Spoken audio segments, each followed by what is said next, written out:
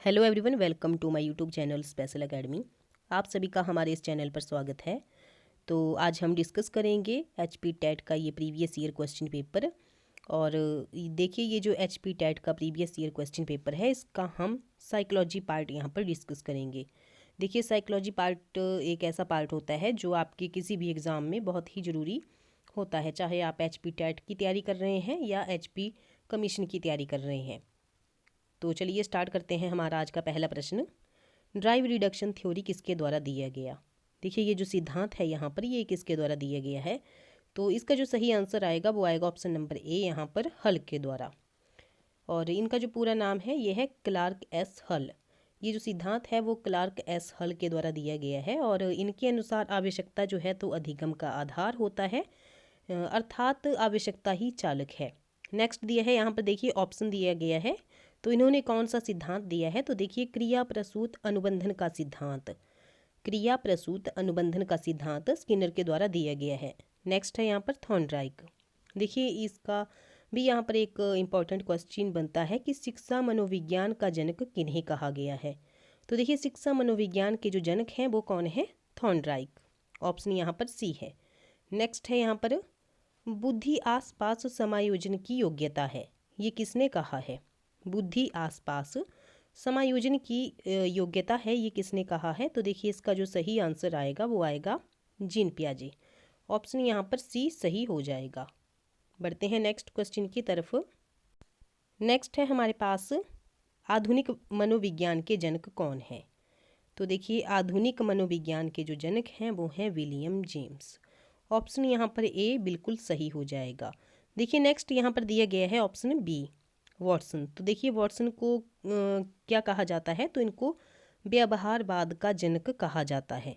व्यवहारवाद का इनको जनक कहा जाता है। और यहाँ पर दिया गया है नेक्स्ट ऑप्शन में एस वेंदुरा। तो देखिए, जो एस वेंदुरा है, इनको संज्ञानात्मक आंदोलन का जनक कहा जाता है। संज्ञानात्मक आंदोलन के जनक किन्हें कहा जाता है, तो बेंदुरा को। और सामाजिक अधिगम का सिद्धांत किसने दिया है, तो देखिए बेंदुरा ने ही सामाजिक अधिगम का सिद्धांत दिया है। नेक्स्ट है, संबंधवाद का सिद्धांत किस वर्ष में दिया गया। तो देखिए, संबंधवाद का जो सिद्धांत है वो 1913 में दिया गया। और किसके द्वारा दिया गया, तो थॉर्नडाइक के द्वारा दिया गया। और एक और क्वेश्चन आता है, जैसे मनोविश्लेषणवाद के जनक कौन हैं। तो देखिए, मनोविश्लेषणवाद के जो जनक हैं वो हैं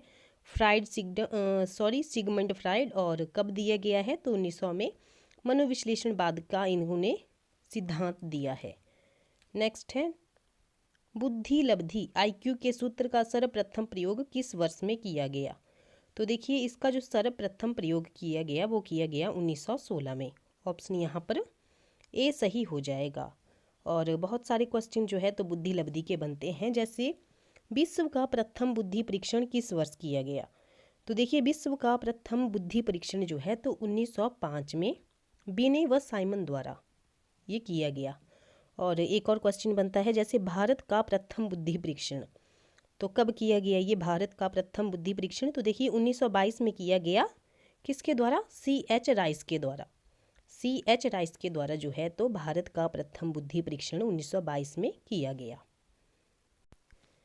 देखिए, हम जो है तो डिटेल में थोड़ा इसको एक्सप्लेन करने की कोशिश कर रहे हैं, ताकि आपके जो कोई भी नेक्स्ट एग्ज़ाम हो उसके लिए आपकी थोड़ी तैयारी हो जाए। तो नेक्स्ट है हमारे पास यहाँ पर क्वेश्चन 6 है हमारे पास, the process of education in 1960 नामक पुस्तक किसके द्वारा लिखी गई है। तो देखिए, ये जो पुस्तक लिखी गई है ये लिखी गई है ब्रूनर के द्वारा। ऑप्शन यहाँ पर ए सही हो जाएगा। जैसे नेक्स्ट है यहाँ पर ऑप्शन दिया गया है प्याजे। तो प्याजे के बारे में थोड़ा सा जान लेते हैं। देखिए, प्याजे को विकासात्मक मनोविज्ञान का प्रतिपादक भी कहा जाता है। विकासात्मक मनोविज्ञान के प्रवर्तक किसे कहा जाता है, तो जीन पियाजे को कहा जाता है। और संज्ञानात्मक विकास का सिद्धांत किसने दिया है, तो जीन पियाजे ने ही संज्ञानात्मक विकास का सिद्धांत दिया है। नेक्स्ट ऑप्शन है जैसे स्किनर। तो देखिए, स्किनर के बारे में थोड़ा सा यहाँ पर मैंने पहले भी बताया है कि इन्होंने कौन सा सिद्धांत दिया है। तो देखिए, क्रिया प्रसूत अनुबंधन का सिद्धांत किसने दिया है, तो स्किनर ने दिया है। और कब दिया है, तो 1938 में दिया है। और प्रयोग किसके ऊपर किया गया था, तो कबूतर के ऊपर जो है तो इस थ्योरी का प्रयोग किया गया था।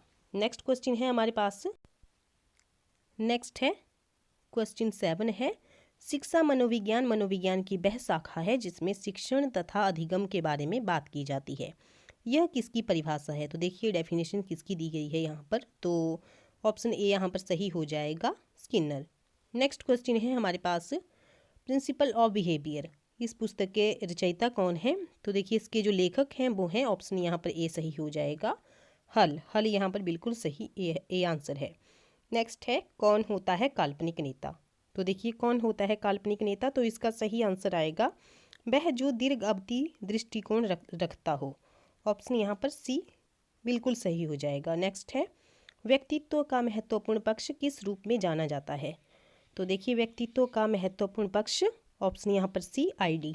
नेक्स्ट क्वेश्चन है, साइकोलॉजी मनोविज्ञान शब्द का सबसे पहले प्रयोग किसके द्वारा किया गया? तो देखिए ऑप्शन यहाँ पर ए सही हो जाएगा, रुडोल्फ गोल्काय। और यहाँ से बहुत सारे क्वेश्चन बनते हैं, जैसे साइकोलॉजी की प्रथम पुस्तक साइकोलॉजिया किसने लिखी है? तो ये भी इसका सही आंसर आएगा, रुडोल्फ गोल्काय। और एक और क्वेश्चन आता है, जैसे साइकोलॉजी शब्द की उत्पत्ति किससे हुई है? तो देखिए साइकोलॉजी शब्द की जो उत्पत्ति है वो यूनानी भाषा के दो शब्दों साइके प्लस लोगस से हुई है। और देखिए एक और क्वेश्चन आता है कि विश्व की प्रथम साइकोलॉजी लैब, तो देखिए कब बनाई गई थी? तो 1789 में, और विलियम वुंट द्वारा जर्मनी में ये स्थापित की गई थी। किसके द्वारा? विलियम वुंट के द्वारा ये स्थापित की गई थी। कहाँ? तो जर्मनी में। बढ़ते हैं नेक्स्ट क्वेश्चन की तरफ। देखिए ये क्वेश्चन यहाँ पर फिर से रिपीट हो गया कि साइकोलॉजी शब्द की उत्पत्ति किससे हुई है? तो देखिए ऑप्शन यहाँ पर ए सही हो जाएगा, साइके प्लस लोगस, यूनानी भाषा के दो शब्दों से। नेक्स्ट है, संज्ञानात्मक आंदोलन के जनक कौन थे? तो देखिए संज्ञानात्मक आंदोलन के जो जनक हैं वो हैं अल्बर्ट बांडुरा। ऑप्शन यहाँ पर ए सही है।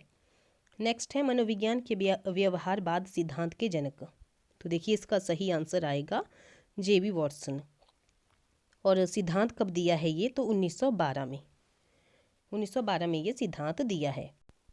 नेक्स्ट क्वेश्चन है, प्रबलन या पुनर्वलन का सिद्धांत किसने प्रतिपादित किया? तो देखिए इसका जो सही आंसर आएगा वो आएगा यहाँ पर ऑप्शन ए यहाँ पर सही हो जाएगा, हल के द्वारा 1915 में। नेक्स्ट है, व्यक्तित्व मापन की प्रमुख अप्रक्षेपी विधि कौन सी है? क्या बताया गया है? अप्रक्षेपी विधि। तो देखिए थोड़ा सा यहाँ पर जान लेते हैं कि व्यक्तित्व मापन की प्रमुख प्रक्षेपी विधियाँ कौन सी हैं। पहले प्रक्षेपी विधियाँ जान लेते हैं। तो देखिए प्रक्षेपी जो विधियाँ हैं वो हैं, जैसे प्रासंगिक अंतर्बोध परीक्षण, इसको हम TAT के नाम से भी जानते हैं। नेक्स्ट है बाल अंतर्बोध परीक्षण, इसको CAT के नाम से भी जानते हैं। ये 3 से 11 वर्ष के बच्चों के लिए होती है। नेक्स्ट है स्याही धब्बा परीक्षण, तो स्याही धब्बा परीक्षण जो है तो इसको IBT के नाम से जानते हैं। नेक्स्ट है वाक्य पूर्ति परीक्षण, तो इसको SGT इसके नाम से जानते हैं। तो ये हो गई हमारी प्रक्षेपी विधियाँ। नेक्स्ट है हमारी अप्रक्षेपी विधियाँ। तो देखिए अप्रक्षेपी जो विधियाँ होती हैं वो कौन कौन सी है? तो देखिए अनुसूची, प्रश्नावली विधि, साक्षात्कार, आत्मकथा, व्यक्ति इतिहास विधि, निरीक्षण विधि और समाजमिति विधि, शारीरिक परीक्षण, स्वप्न विश्लेषण, मानदंड मूल्यांकन विधि, स्वतंत्र साहचर्य परीक्षण, ये सब क्या है? तो अप्रक्षेपी विधियाँ हैं। तो अगर इस हिसाब से देखें हम, तो देखिए व्यक्तित्व मापन की प्रमुख अप्रक्षेपी विधि कौन सी है? तो संरचनात्मक मूल्यांकन विधि। ऑप्शन यहाँ पर डी सही है। नेक्स्ट है, व्यक्तित्व के दो खंड सिद्धांत के प्रतिपादक कौन है? तो देखिए दो खंड सिद्धांत के प्रतिपादक, तो इसका सही आंसर आएगा स्पीयरमैन। नेक्स्ट दिया है यहाँ पर जैसे ऑप्शन है बिनेट और टर्मन वस्टर्न, तो इन्होंने कौन सा यहाँ पर सिद्धांत दिया है? तो एक खंड का या निरकुंशवादी सिद्धांत इन्होंने दिया है। नेक्स्ट है जैसे थॉर्नडाइक, तो इन्होंने बहुखंड का सिद्धांत दिया है थॉर्नडाइक ने। और नेक्स्ट है यहाँ पर थर्स्टन, तो थर्स्टन और कैली इन दोनों ने मिलकर के समूह कारक सिद्धांत जो है तो दिया है। नेक्स्ट क्वेश्चन है हमारे पास, डिस्ग्राफिया जो एक अधिगम अक्षमता है व्यक्ति की क्या प्रभावित करती है? तो देखिए इसका सही जो आंसर आएगा वो आएगा ऑप्शन यहाँ पर बी, हस्तलेखन। नेक्स्ट क्वेश्चन है, व्यवहार अध्ययन की सबसे पुरानी विधि कौन सी है? तो देखिए इसका सही आंसर आएगा ऑप्शन ए, अंतर्दर्शन विधि। नेक्स्ट क्वेश्चन है, सामान्यीकरण के सिद्धांत को किसने अग्रसरित किया? तो देखिए चार्ल्स जूड, ऑप्शन यहाँ पर डी सही है। नेक्स्ट है बुद्धि अपने आसपास की समायोजन योग्यता है, किसने कहा? तो ये कहा है जीन पियाजे ने। नेक्स्ट है इनमें से कौन सा अधिगम आकलन में नहीं आता है? तो अधिगम का तरीका। नेक्स्ट क्वेश्चन है व्योगाष्टकी के सिद्धांत में विकास के किस पक्ष को नज़रअंदाज किया गया है? तो कौन से पक्ष को? तो जैविक। ऑप्शन सी सही है। नेक्स्ट है अति सक्रिय बच्चों को आवश्यकता होती है तो क्लास में विशेष ध्यान देने की। नेक्स्ट है किस अवस्था में शारीरिक, मानसिक और व्यक्तित्व का मूलभूत विकास होता है? तो कौन सी अवस्था में होता है? तो देखिए 25 का आएगा यहाँ पर ऑप्शन नंबर सी, बाल्यकाल। नेक्स्ट क्वेश्चन है बालक किस अवस्था में हंसता कम है और मुस्कुराता ज़्यादा है, जिसका अर्थ है वह अपने संवेगों को नियंत्रित करना सीख जाता है? तो देखिए इसका सही आंसर है उत्तर बाल्यकाल। ऑप्शन यहाँ पर सी सही है। नेक्स्ट क्वेश्चन है बुद्धि लब्धि शब्द का सबसे पहले प्रयोग किसने किया? तो देखिए सबसे पहले प्रयोग किसने किया? तो 27 का आएगा टर्मन। नेक्स्ट है